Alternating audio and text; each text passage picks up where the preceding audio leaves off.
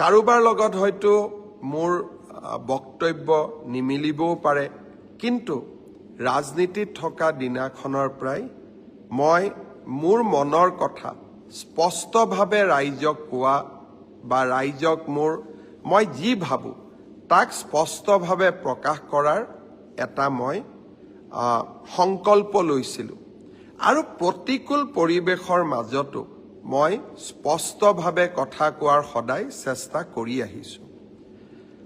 শ্ৰদ্ধাৰ ৰাইজ, বৰপেটাৰ আতচবাজি উদ্যোগ অসমৰ থলুৱা উদ্যোগ।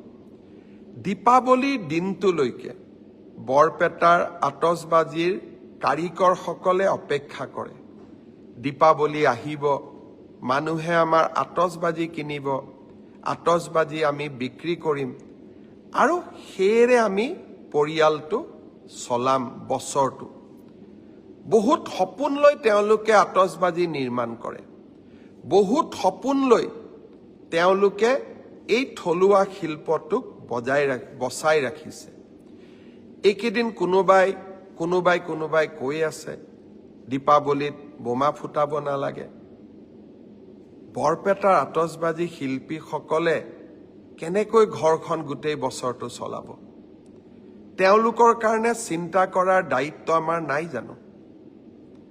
অসমত ফাটুৱা জাৰি কৰাৰ যিটো এক প্ৰৱণতা এছাম সংগঠনে গঢ়ি তুলিছে, তেনেকৈ ৰাজ্যখন চলিব নোৱাৰে। মই আকৌ এবাৰ মনত কৰিম, জুবিন গাৰ্গৰ গোটেই জীৱনটোৱে আছিলে দুখীয়া জনৰ কাৰণে। মই ভাবোঁ জুবিন জীয়াই থাকিলে প্ৰথমতে জুবিনে সংগঠনসকলক ক'লেহেঁতেন যে বৰপেটাৰ আতচবাজিৰ শিল্পটোক আমি মৰিবলৈ নিদিওঁ।